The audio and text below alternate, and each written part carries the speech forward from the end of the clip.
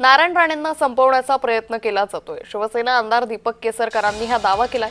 एकत्र निवडणूक लढण्याचा राणेंचा प्रयत्न होता। 1 to 1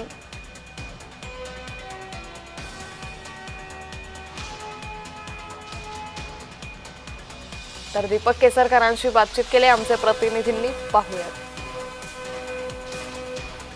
दीपक केसरकर आहेत। मला सांगा, काल एक तुम्ही मोठं विधान केलं की राणेंबद्दल एक कट रचला जातोय, असं एक मोठं विधान केलं। याच्या मागचं कारण असं होतं की राणे साहेबांनी स्वतः म्हटलं होतं की महायुती करून ह्या निवडणुका लढवाव्या, परंतु तसं केलं गेलं नाही।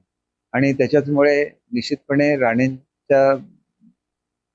साहेबांच्या बाबतीत असं काही होतंय का अशी शंका यावी इतपत परिस्थिती सिंधुदुर्ग जिल्ह्यामध्ये निर्माण झाली। हा जो तुम्ही कट हा विषय मांडलाय, तो नक्कीच हा जे सुई आहे, याचा जो हे आहे रोग, तो कोणाकडे आहे? नाही, रोग कोणाकडे नाही। शेवटी जे ह्याला जबाबदार असतील त्यांनी समजून घेतलं पाहिजे की अतिशय विपरीत परिस्थिती महाराष्ट्रामध्ये होती लोकसभेच्या निवडणुकीला, तरी पण राणेसाहेब निवडून आले। आणि ह्याचं कारण विशेषतः सिंधुदुर्ग जिल्ह्यातली जनता आहे, ज्यांनी रत्नागिरी जिल्ह्यातलं लीड तोडून राणेसाहेबांना विजय केलं। त्याच्यामुळे साहजिकपणे राणेसाहेबांना हे बोलण्याचा अधिकार आहे आणि तसं ते बोलले, परंतु त्यांचा शब्दाचा योग्य तो मान ठेवला गेला नाही। सध्या बघितलं तर निवडणुकीच्या एकूण प्रचारात नारायण राणे हे कुठेही दिसत नाहीत।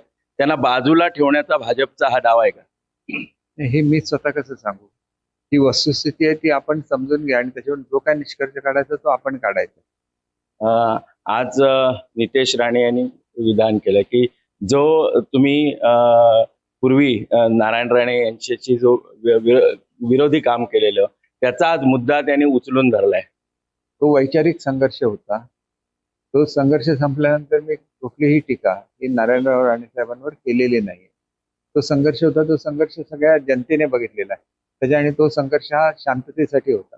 आणि ते एकदा शांततेचं आपण गोल अचीव केल्यानंतर तो लढा तिथे शिल्लक राहत नाही।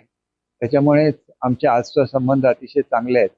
आणि आज निवडणुकीच्या पार्श्वभूमीवर पालकमंत्री असं बोलतायत, परंतु पालकमंत्र्याला सुद्धा पूर्ण माझं सहकार्य असतं, ते ज्यावेळेला जिल्ह्यात काम करतात हे